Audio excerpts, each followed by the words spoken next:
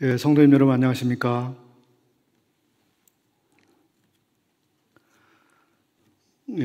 주일 말씀을 함께 나누겠습니다.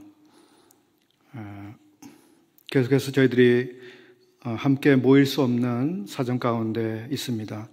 이런 상황이 빨리 끝나고 함께 참 얼굴을 보고 또 함께 호흡하고 함께 예배드리고 교제하는 이런 날이 속히 오기를 바랍니다. 먼저 함께 기도 드리신 후에 주일 말씀을 나누도록 하겠습니다. 때를 따라 꼴을 먹여주시는 목자 되신 우리 주 예수님, 매일마다 일용할 양식을 우리에게 주시는 주님, 오늘날 우리에게 필요한 말씀을 내려 주소서. 한 주간 우리로 먹고 살 양식을 주시고 이 폭풍 같은 인생의 바다 위를 항해할 힘을 주시고 오늘이라 일컫는 날들에 하나님의 영광을 나타내는 삶을 살아가도록 힘을 주시는 주의 양식을 이 시간 허락해 주옵소서. 예수 그리스도의 이름으로 기도하옵나이다. 아멘. 오늘 주일 아침에 함께 나누고자 하는 말씀, 어떤 말씀을 성도들과 나누면 좋을까 많은 고민과 기도를 했습니다. 그런 가운데 참 제게 든 생각은 이제 지난 주일까지 매일 성경 읽기 스케줄을 따라서 교회적으로 함께 읽은 잠언 말씀에 대해서 조금이라도 도움이 될 수 있으면 하는 그런 마음으로 먼저 준비를 했습니다. 잠언은 우리로 지혜 있는 사람이 되게 하며 또 우리의 삶을 슬기롭게 살아가도록 하기 위해 우리에게 주신 하나님 말씀입니다. 아들아, 지혜를 얻으라. 아들아, 어리석게 살지 말고 지혜롭게 살아라. 이것은 잠언에서 화자로 등장해서 말씀하고 있는 아버지, 어머니가 아들들에게 간절하게 가르쳐주고자 하는 그런 심정을 담고 있는 말인데, 하나님께서 하나님의 자녀들인 우리에게도 이와 같은 마음으로 들려주시는 것이라고 생각합니다. 오늘 이 시간에는 잠언을 어떤 책으로 보아야 하며 또 어떻게 우리에게 적용할 수 있는 책인지 간단하게나마 말씀을 드려보려고 합니다. 그리고 우리가 잠언을 읽기 전에 교회적으로 누가복음을 읽었었는데요. 누가복음을 통해서 또 이 잠언의 지혜와 같은 이 지혜와 어리석음에 대해서 조금 보충적으로 더 생각을 해볼까 합니다. 그러면 먼저 우리가 잠언의 이해를 돕기 위해서 조금 말씀을 드려보겠습니다. 먼저 잠언이란 책은 어떤 책인가? 잠언의 표현, 양식, 잠언의 성격에 대해서 생각해 보겠습니다. 우리 성도님들이 너무 잘 아시고 많이 읽으시고 또 많이 암송하고 계시고 기억하실 잠언인데요. 잠언은 매우 짤막짤막한 문장을 통해서 중요한 사실을 우리에게 일깨워주고 정신을 차리게 하거나 혹은 어떤 사실의 표면 안에 있는 것들을 들여다보게 함으로써 우리 삶에서 실수를 예방하도록 하고 어떤 선택이 장래 좋은 결과를 가져올지 생각해보게 합니다. 두 번째, 이 잠언의 특징은 잠언은 어떤 흐름을 가지고 있는 이 스토리, 이야기로 구성되어 있지 않고 또 일정한 주제를 따라서 배열이 되어 있는 이런 어떤 주제별로 집중적으로 문제를 다루는 형식을 취하고 있지도 않습니다. 이런 말씀을 하다가 저런 말씀을 하고 저런 이야기를 하다가 또 다른 주제의 말씀이 정말 툭툭 튀어나옵니다. 갑자기 전혀 다른 주제의 잠언이 우리 앞에 나타나고, 그래서 일정한 흐름과 문맥을 갖고 있지 않기 때문에 한 구절 한 구절 잠언을 이해하고 해석하는 데는 어려움이 따르기도 합니다. 그러다 보니까 잠언을 우리가 잘못 이해하거나 잘못 가르쳐지는 경우도 발생합니다. 세 번째, 이 잠언은 우리의 삶에서 일어날 수 있는 거의 모든 상황들, 또 만날 수 있는 모든 사람들이 아주 망랑되어 있습니다. 그래서 수많은 상황과 수많은 사람들과의 관계 안에서 어떻게 관계를 맺거나 관계를 유지하거나 또는 무엇을 할 것인지 말 것인지 매일의 일상의 삶에서 선택하고 결정하는 일에 도움이 되는 짤막한 경고문, 조언, 이런 것들로 빼곡히 들어차 있습니다. 다시 한번 말씀드리지만 잠언은 매우 실제적인, 실제 삶에서 적용될 수 있는 지혜로운 조언들입니다. 지혜롭게 살아갈 수 있는 원리들을 다루는 책은 아닙니다. 즉, 원리적인 책은 아닙니다. 구체적으로 잠언의 한 절 한 절을 우리의 삶의 현장에 가지고 와서 그대로 곧바로 적용할 수 있는 이러한 교훈들이라고 하는 것입니다. 네 번째로, 이 잠언은 우리의 매일의 삶에서 일어나는 상황을 어떻게 이해하고 선택하거나 결정할 것인지에 대한 필요한 지혜를 주고자 기록한 책이기 때문에 이 잠언에서 어떤 중요한 교회 진리 혹은 종말에 관한 교리, 구원에 대한 교리 등 어떤 이 교리를 발견하려 하는 것은 의미가 없습니다. 그 다음 다섯 번째로, 잠언은 어린이부터 노인까지 모든 연령에 해당되죠. 또 가난한 사람부터 부자까지, 평범한 농부에서부터 한 나라를 통치하고 있는 왕, 통치자에게 이르기까지, 또 남자, 여자를 막론하고 혹은 어떤 직업을 가지고 있든 각양의 이 직업인들, 그리고 어느 땅에 살고 있든지 상관없이, 그리고 어느 시대를 살건 상관없이 그 모든 사람들에게 적용될 수 있는 이런 책입니다. 어떤 사람이건 매일이라고 하는 이 삶의 현장이 존재합니다. 그리고 매일의 삶에서 우리 모든 사람들은 무엇인가를 선택하거나 결정하면서 살아가는 그러한 일상으로 우리의 삶이 이어지기 때문에 이 잠언은 유익하게 사용될 수 있습니다. 그 다음 여섯 번째죠. 잠언은 구원받은 성도들이 세상에 속한 원리들이 아니라 하늘에 속한 원리를 추구하면서 영적인 목표를 가지고 매진해야 한다고 하는 그러한 차원, 즉 이 영적인 차원의 그러한 접근보다 이 한 사람의 일상적이고 평범한 실제 삶을 다루고 있습니다. 따라서 잠언의 짤막한 구절들은 성도들에게만 삶을 지혜롭게 살도록 유익을 주는 것이 아니라 성도가 아닌 사람들에게도 실제 그들의 삶에 유익을 가져다 줄 수 있는 책이기도 합니다. 그 다음으로 이 잠언은 사람들, 특히 이 하나님을 경외하는 사람들이 이 땅에 사는 동안, 즉 하늘나라가 아닙니다.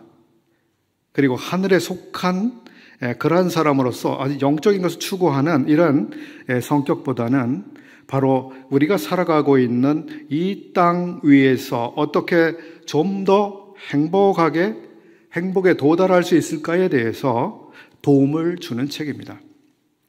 다음 내세를 위해서 우리가 무엇을 심을 것이냐가 아니라 바로 여기에서 우리의 생애를 살아가는 이 동안 더 현실적으로 행복에 접근해 갈 수 있는 방법들에 대한 조언을 주고 있는 책이다. 이렇게 말씀드릴 수 있겠습니다. 그 다음으로 이제 위에서 말씀드린 잠언의 특성과 성격을 한번 정리해 보자면, 잠언은 하나님이 우리의 매일의 일상의 삶에서 또 일상적으로 마주치는 사람들과의 상황 속에서 무엇을 선택할 것인지 실제적으로 도와주시고자 하시는 이 하나님의 마음이 담겨 있습니다. 그런 하나님의 우리 삶에 대한 지도와 조언은 완전하신 지혜자, 즉 전지하신 하나님께서 자신의 지혜를 이 땅에 살아가는 우리의 삶의 상황에서 어떻게 적용해야 될지를 알려주시는 것입니다. 그래서 잠언의 지혜는 이 완전하신 지혜자, 전지하신 분께서 우리의 삶의 현장을 지도하시는 이러한 가르침이다 말씀을 드려볼 수 있겠습니다. 마지막으로 잠언의 성격과 의도에 대해 아주 잘 정리한 분이 계시는데요. 함께 나누겠습니다. 여러분께서 잠언을 보실 때마다 이 내용을 감안해서 잠언을 대하신다면 훨씬 도움이 되실 것입니다. 이 글은 존 넬슨 다비가 주석해서 쓴 것입니다. 잠언은 우리에게 혼돈과 악으로 가득한 이 세상에서 삶을 살아가는 데 필요한 상세한 부분들을 하늘과 땅을 창조하신 그 지혜를 적용하는 법을 보여준다. 하나님은 우리 실제 삶의 상황 속에서 그분의 지혜를 적용시키고 싶어 하시며 우리에게 보통 사람이 선택하는 길의 결과들을 창조자 자신의 지성을 통해서 보여주고 싶어 하신다. 잠언은 우리를 하나님에게서 온 지혜와 연결시켜준다. 잠언은 인간을 도덕적 완전 상태로 만들려고 하는 것은 목표하지 않고, 즉 도덕적으로 옳은 사람을 만들려고 하는 것이 잠언의 목적이 아니라 오히려 우리의 삶에서 실수를 피하게 해주고 또 하나님 앞에서 신중한 행실을 하도록 하려는 것이며, 이 땅과 이 세상에 있는 동안 실제적인 행복을 증진시키려는 데 있다. 다소 좀 복잡하시고 얼른 안 들어오실 수도 있겠습니다만 그렇습니다. 이 잠언은 교리적인 책도 아닙니다. 그리고 우리를 어떤 모든 도덕적인 문제에 있어서 아주 완전 무결한 사람을 만들려고 하는 그런 책이라기보다는 어떻게 하면 우리의 삶의 실제적인 삶에서 보다 더 행복에 접근해 갈 수 있는 이 지혜로운 삶을 살아갈 수 있는지를 지도하시고자 하시는 이런 의도에서 기록되어 있다고 말씀드려 볼 수 있겠습니다. 결론적으로 지혜롭게 살아서 실제적으로 행복을 영위하는 데 관심이 있는 분이라면 그런 사람은 잠언을 읽어야 한다고 하는 것입니다. 하나님이 잠언을 주신 것은 우리가 이 광야 길을 가는 동안 더 행복하기를 하나님이 원하신다는 것입니다. 하나님은 우리의 복이 되십니다. 그리고 하나님은 우리의 복이 되실 뿐만 아니라 우리의 행복에 대해서도 관심이 있는 분입니다. 하나님이 우리를 행복하게 해주시기를 원하시는데 우리가 그것을 피해서 일부러 불행한 길을 선택할 필요는 없지 않겠습니까? 그러나 어떤 현명한 분이 말한 것처럼 이 잠언은 사람들을 번영하게 해주고 성공하게 해주고 또 기복적으로 기우는 사람들의 기대를 합리화시켜주는 그리고 정당화시켜주는 그런 것이라고 오해하는 것은 우리가 조심해야 합니다. 잠언 안에는 수단과 방법을 가리지 않고 과도한 욕심, 물질적 추구, 기회의 남용, 권한의 오용 등에 대해서 경고하고 있습니다. 잠언에 대해서 여러 가지를 말씀드려 보았습니다. 잠언은 저에게 있어서 참 잘 정리가 되지 않는 일목요연하게 이렇게 정리가 되지 않기 때문에 매우 어려운 책입니다.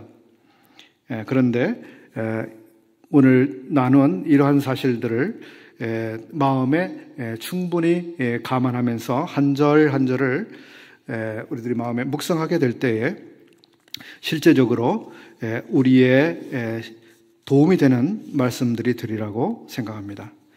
이제 두 번째로 우리 지혜와 관련해서 누가복음에서 보게 되는 몇 가지 사실을 살펴보려고 합니다.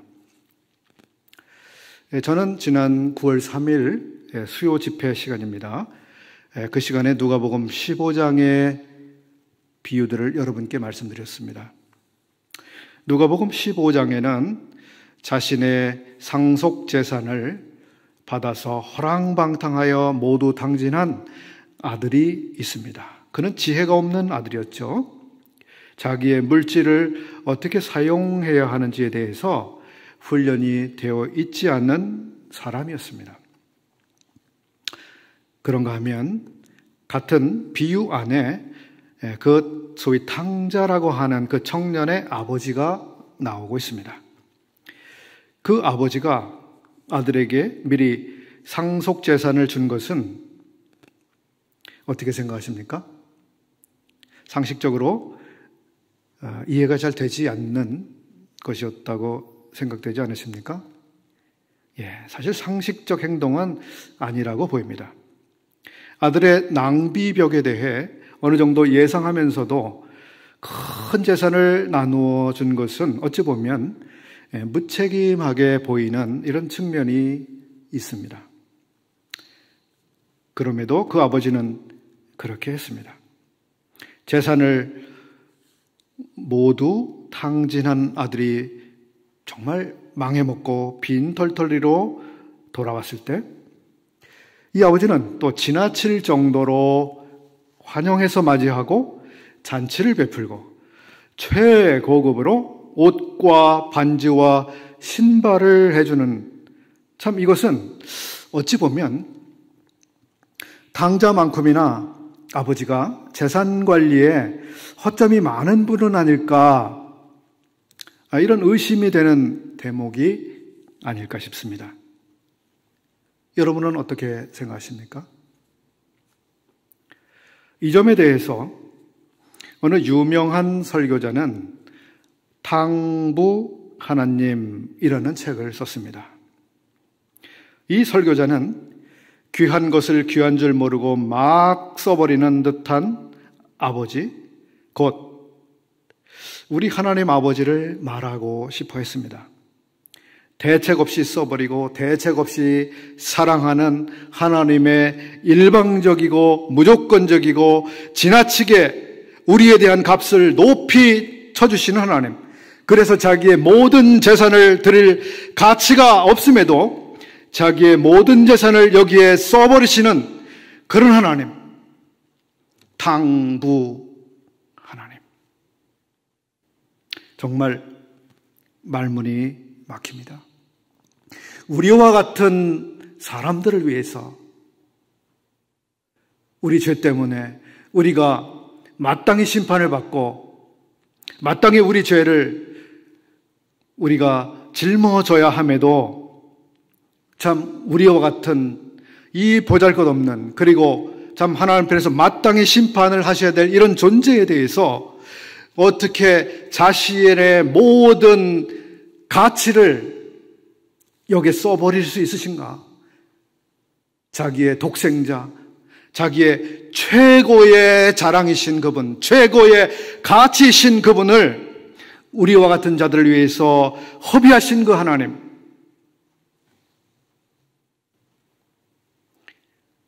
하나님 왜 그렇게 하셨을까요? 왜 우리와 같은 자들을 위해서 그렇게 하셨을까요?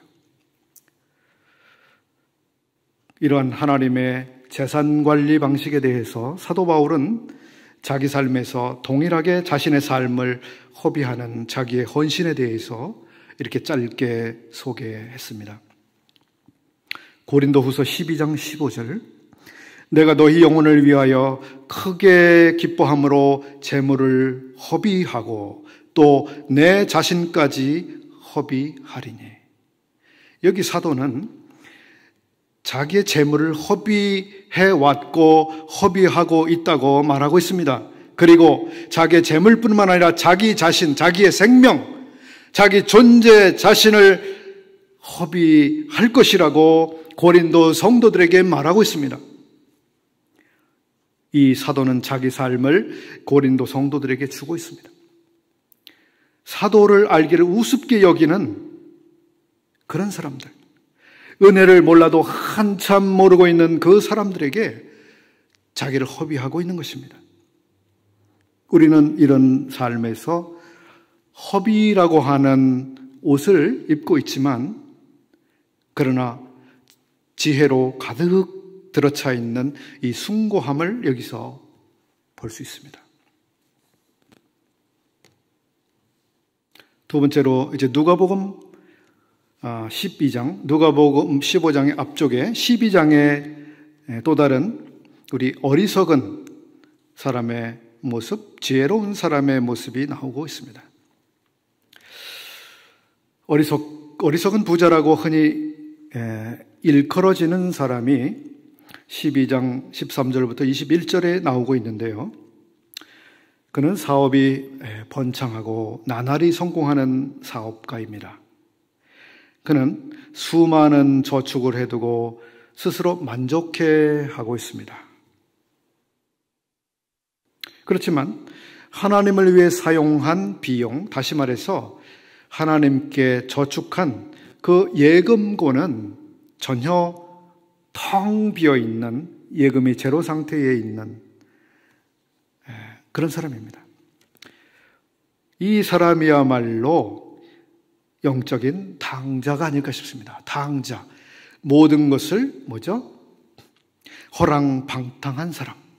정말 중요한 것을 창고에 전혀 넣고 있지 않은 사람. 그리고 엉뚱한데 자기의 모든 것을 사용한 사람. 이 부자는 하나님을 위해 자기가 사용할 수 있는 재물들, 기회들, 힘, 이런 것들을 전혀 생각하지 않고 살았습니다. 그리고 자기의 인생을 말하자면 탕진해버렸습니다. 우리가 사는 주변에는 이런 사람들이 많이 있습니다. 누가복음 12장 20절 말씀을 읽어보겠습니다. 하나님은 이르시되 어리석은 자여, 오늘 밤에 내 영혼을 도로 찾으리니 그러면 내 예비한 것이 네 것이 되겠느냐 하셨으니 자기를 위하여 재물을 쌓아두고 하나님께 대하여 부요치 못한 자가 이와 같으니라. 자기를 위해서는 어마어마한 것을 쌓아두었지만 하나님께 대해서는 전혀 쌓은 것이 없는 상태. 그리고 자기의 이 고귀한 인생, 이것은 말하자면 투자된 것이 아니라 탕진된 상태에 있는 이런 사람. 위에 한 가지 질문이 나오고 있습니다. 내가 저축한 재산이 네 것이 되겠느냐? 누구의 것이 될까요? 누구의 것이 될까요? 아마 그의 아들이 상속받게 되겠죠? 네, 좋습니다. 그러면 그의 아들은 그 재산을 상속받아서 어떻게 사용하게 됐을까요? 궁금하시죠? 네, 저도 궁금합니다. 우리 모두 한번 창조적으로 상상해보는 기회를 가져보시죠. 더 내려가서 누가복음 12장 35절부터 48절에는 또 이와 반대로 지혜 있는 사람이 나오고 있습니다. 그는 주님이 올 때를 기다리면서 성실하게 청지기 일을 하는 사람입니다. 여기에 나오는 청지기는 누가복음 16장에 나오는 청지기와는 매우 다른 청지기입니다. 누가복음 16장에 나오는 그 청지기는 주인에 맡겨준 이 재산에 대해서 배임죄 혹은 횡령죄를 저지르면서 자기 몫을 챙긴 사람입니다. 누가복음 12장에 나오는 이 청지기는 지혜 있고 진실한 청지기입니다. 아주 다른 청지기죠. 그런데 누가복음 16장에 나온 청지기가 보시게 되면 거기에 어떤 칭찬이 나오고 있습니다. 주인의 칭찬을 듣고 있습니다.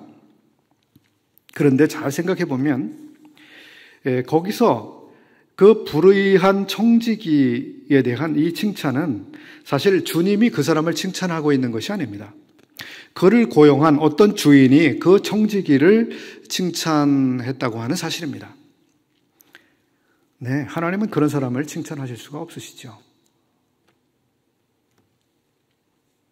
그리고 이렇게 생각해 볼 수도 있겠습니다. 그 고용주가 그 불의한 청지기에 대해서 칭찬한 것은 그 청지기 자신에 대해서 칭찬한 것이 아니라 그의 지혜로운 행위, 그의 지혜로운 행위에 대한 칭찬이었다고 하는 사실이라고 하는 것입니다. 우리는 여기 지상에 거주하고 있는 동안 지혜롭게 살아야 하겠죠. 그리고 누가복음 12장 35절부터 48절에 언급되고 있는 사람처럼 우리는 지혜로운 청지기가 될 뿐만 아니라 진실한 청지기가 되어야 합니다. 지혜롭기만 해서는 주님의 칭찬을 받지 못합니다. 지혜롭고 진실한 청지기, 이것을 주님이 우리의 삶에서 기대하고 계신 것이죠.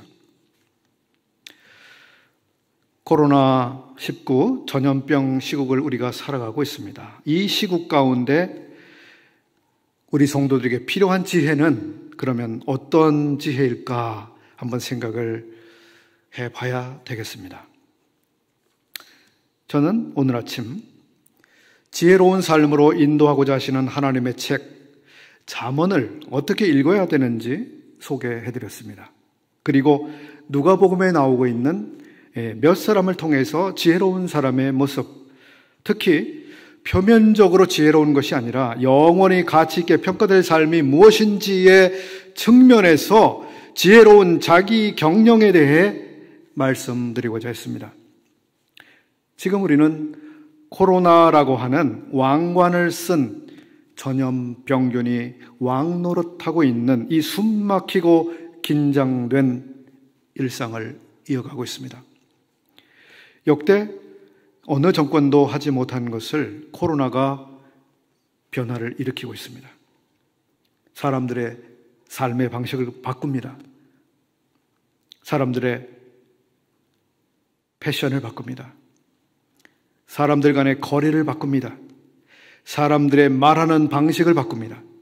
이 답답하고 긴 시간과 이 거대한 흐름 속에서 우리에게 필요한 것이 무엇일까요?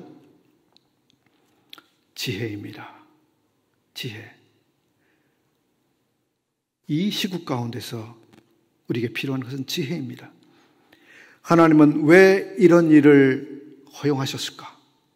알아야 되겠죠. 하나님은 이 코로나 전국을 어떻게 보고 계실까? 알아야 되겠죠. 하나님은 이 시기 속에서 경건한 하나님의 사람들이 어떻게 살아가기를 기대하고 계실까? 알아야 하겠죠. 이 거대한 시대적 틀 안에서 우리는 어떻게 하나님의 영광을 드러낼 수 있을까? 이런 지혜가 우리에게 필요합니다. 이 시대적 불리함 속에서 어떻게 성도들을 더 사랑할 수 있을까? 어떻게 성도의 교제를 더 강하게 할 수 있을까? 기독교를 비난하고 있는 대중들 속에서 어떻게 복음의 영광스러움을, 복음의 소망스러움을, 복음의 사랑스러움을 견지하면서 영혼들을 더 품어낼 수 있을까? 이런 고민이 우리의 고민이고, 이러한 고민에 대해서 위에서부터 주시는 지혜를 우리가 구해야 하는 때가 아니겠습니까? 신약의 잠언이라고 일컬어지는 책이 있습니다. 야고보서죠. 야고보서는 우리에게 이러한 때가 바로 지혜를 구해야 하는 때라고 말씀하고 있습니다. 야고보서 3장 17절에 오직 위로부터 난 지혜는 첫째 성결하고 다음에 화평하고 관용하고 양순하며 긍휼과 선한 열매가 가득하고 편벽과 거짓이 없나니. 여기 위에서부터 주시는 지혜가 있습니다. 그 지혜는 매우 특징적 성격을 가지고 있습니다. 그 앞절에 위에서부터 난 지혜가 아닌 정말 우리의 육신으로부터 나오는 것들이 무엇인지 이 야고보서는 기록해 주고 있습니다. 그것은 분열, 싸움, 투기 이런 것들이죠. 야고보서 1장 2절부터 5절까지 말씀도 한번 읽어보겠습니다. 내 형제들아, 너희가 여러 가지 시험을 만나거든 온전히 기쁘게 여기라. 이는 너희 믿음의 시련이 인내를 만들어내는 줄 너희가 알미라. 인내를 온전히 이루라. 이는 너희로 온전하고 구비하여 조금도 부족함이 없게 하려 함이라. 5절입니다. 너희 중에 누구든지 지혜가 부족하거든 모든 사람에게 후히 주시고 꾸짖지 아니하시는 하나님께 구하라. 그리하면 주시리라. 다시 읽겠습니다. 너희 중에 누구든지 지혜가 부족하거든 모든 사람에게 후히 주시는 바로 하나님께 구하라. 지금은 지혜를 구할 때입니다. 시험을 만나거든 온전히 기쁘게 여길 뿐만 아니라 이러한 시험의 때에 필요한 지혜, 이러한 지혜가 우리에게 부족하다면 우리는 그것을 하나님께 구할 수 있는 것입니다. 우리는 개인적으로, 교회적으로, 그리고 모든 교회가 함께 겪는 이 전 교회적으로, 그리고 국가적으로 시험을 만났습니다. 너희가 여러 가지 시험을 만나거든 지혜를 구하라고 하는 것입니다. 이때 우리에게 필요한 것이 지혜입니다. 이 시험의 성격을 이해하는 것이 지혜, 이 시험을 인내로 통과해가는 지혜, 이것이 지금 우리에게 필요한 지혜일 것입니다. 이 지혜는 위로부터 주어집니다. 하나님 아버지께로부터 옵니다. 저는 성경을 보게 될 때 이 지혜는 두 가지 출처가 있음을 봅니다. 창세기 3장에서 우리는 하나의 지혜의 출처를 보는데요. 사탄은 사람에게 접근합니다. 지혜를 주겠다고 접근합니다. 너희가 지혜롭게 될 것이라고, 이렇게 하면 내가 지혜를 얻게 될 것이라고 그렇게 사탄이 접근하고 있는 것을 봅니다. 너희가 그것을 먹는 날에는 너희 눈이 밝아 하나님과 같이 되리라. 여자가 본즉 지혜롭게 할 만큼 탐스럽기도 한 나무인지라.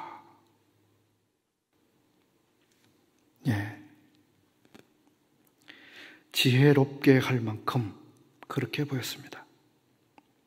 그리고 마귀는 바로 인간이 바로 이 지혜를 소유하기를 원하는 이러한 마음을 이용해서 이제 스스로 자기의 눈이 밝아지려고 하는 이러한 사람의 경향을 이용해서 하나님의 말씀을 불순종하도록 이끌고 갔습니다. 사람은 지혜를 준다고 하는 이 사탄의 말에 속았습니다. 우리가 아는 대로 그날 이후 사람에게 생긴 지혜는 마귀의 속성을 닮은 지혜입니다. 자기를 망치고 배우자를 망치고 모든 선한 것들에게 사망과 분리와 아픔과 갈등을 가져오는 그러한 종류의 지혜를 사람이 갖게 되었습니다.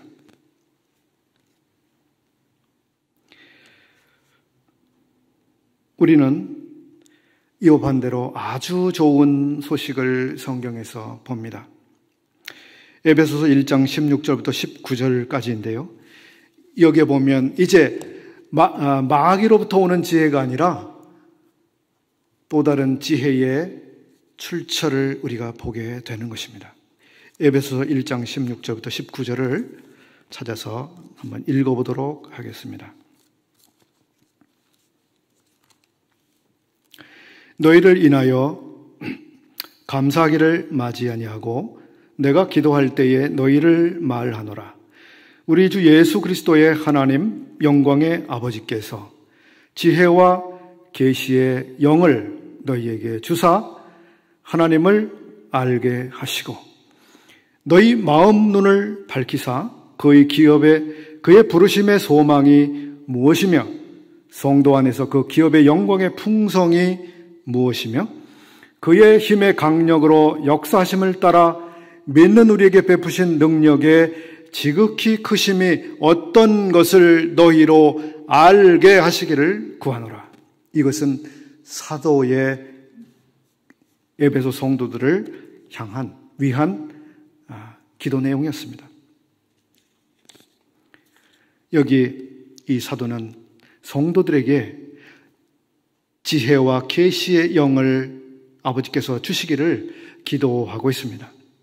이 지혜와 계시의 영을 하나님께서 성도들에게 주실 때 비로소 사람들의 눈이 열립니다. 눈이 밝아집니다. 그래서 그 눈으로 성도들은 봅니다. 하나님을 알게 하는 그러한 눈입니다.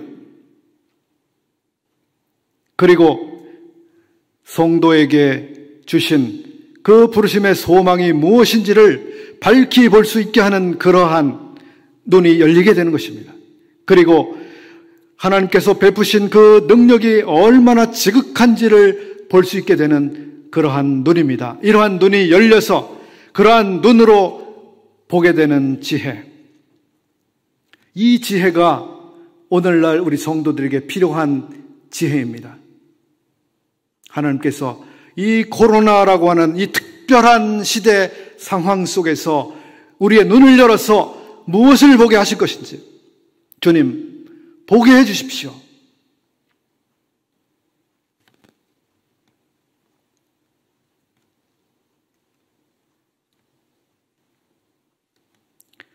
첫사람이 눈이 밝아졌을 때 본 것은 무엇이었습니까?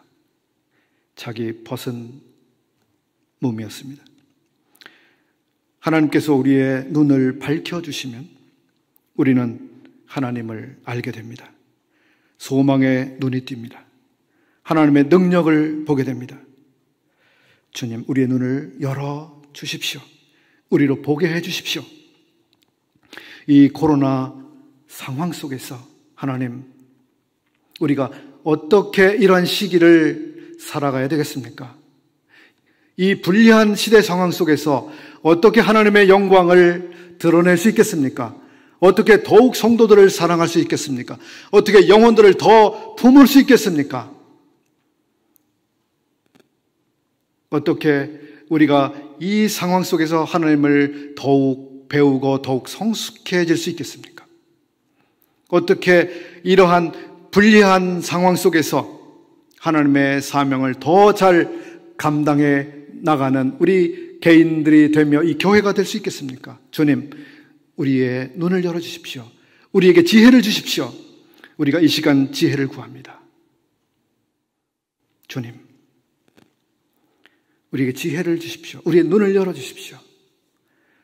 우리가 기도하기를 원합니다. 모든 성도들이 이런 기도를 함께 하시기를 원합니다. 주님, 우리가 이런 시대를 살아가고 있습니다.